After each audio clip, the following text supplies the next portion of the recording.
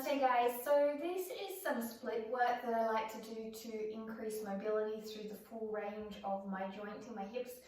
So the hip socket, the socket is a ball and socket joint. So that means that there's the end of the femur that's like a ball that fits into a socket. Now that means that the socket is often not that holding in that sometimes the joint can pop out because it's round, but it can come out if you're not managing with it. Also at the same time, because it is circumduction, full range of motion, and we tend to work our body up and down like in walking or out to the side, but not in that full range, we tend to get a lot of scar tissue restriction in the ligaments there. So when working towards splits, and I'm still in the process of working towards a really solid split in the transverse, it's really good instead of just working transverse and just working front splits to actually work in a mobility section. So I wanted to show you a few drills that I like to do.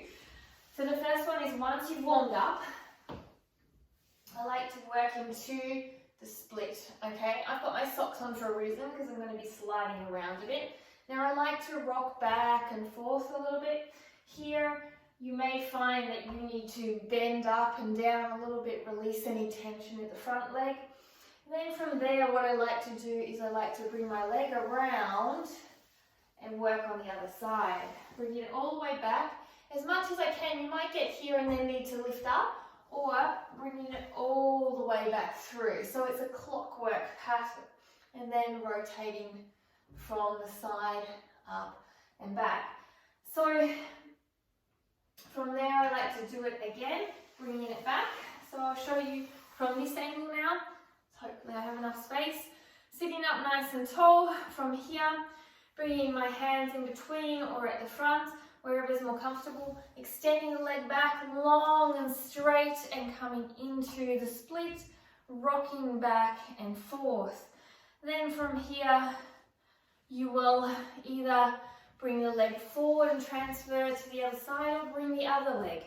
And again, finding your pattern of where you want to sit and coming into the movement. So this clockwork position allows us to feel the joints.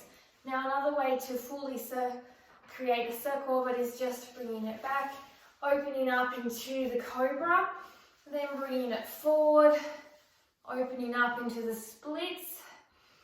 From here, you might also like to bring your hand to the side and bringing it round into the plank, and then bringing it out to the side and down. So that's another great way to work into it. So if we are going from behind, and you do the other leg now, you're here, you come back from the splits. From here, you come up and you bring your leg around. You're going to have to move your arms a bit, and you're coming into the split here. So a nice core contraction here when you're doing it, coming back around. So there's lots of different movements. You could also take the split work then from your splits to transverse. Now some people are able to sit on the floor and not lift themselves up, but for most people that is quite difficult to do. And you may never get to it. So the body has two issues with flexibility. One is the tendon and ligament flexibility and joint mobility. The other is bone on bone. And when it becomes bone on bone, we have to understand our limitations in the human body. So that's why some people who can be flexible naturally and some people can't. But at the same time, that's also why some people who start off not flexible become flexible, and some people who work just as hard don't become as flexible as others, because if you're doing bone on bone, then there is your limitation. So with that one, I like to start here in the joints of the splits. This position, this is my best split. Then I like to lift myself up slightly, rotate the joints, and come around into the other split.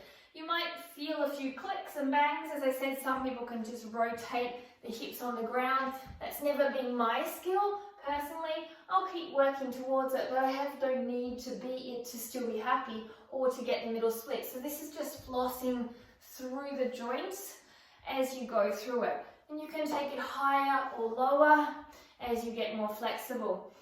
From there, I like to come into my middle splits, and this position I like to rock my feet back and forth, back and forth, back and forth, and that again flosses into the middle splits, and that allows me to be able to open up into the joints, the ball and socket joint. And with the middle splits, I also like to use a circular motion. So I like to use the ability to come down into the middle splits wherever that may sit. It may not be all the way down. And then from there, bringing it back into your upward dog, bringing it back round into the middle splits, and coming around into the forward motion. Then from there, opening up my legs as wide as I can. So with gravity, I can open it wider, but open them up with my own force, leaning forward as much as possible, and then bringing myself down over the middle split here, and then coming back. Again, coming forward as much as you can till you lift up, then coming down into the depth and coming through into it. Now you can see that I can drop down in the middle splits, but where I move back here, where some people could go straight into the middle splits, I have that deficit in my joint where I'm working towards seeing if I have more scope for movement to eventually get my legs in a clockwork fashion up and back, or maybe I never do.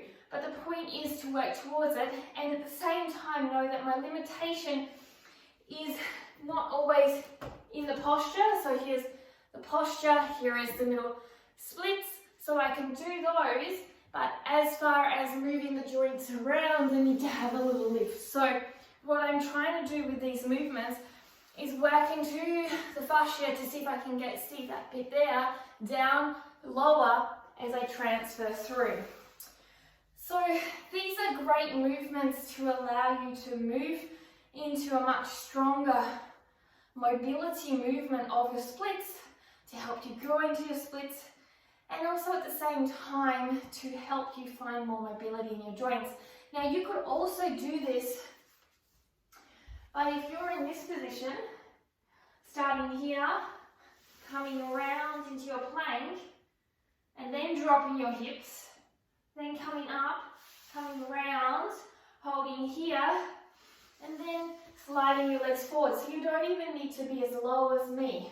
The same as any of the other movements. So the same as if you're up here doing the splits transfer, you could be turning like this and doing this movement. Even though you're not down in the splits, you could use blocks.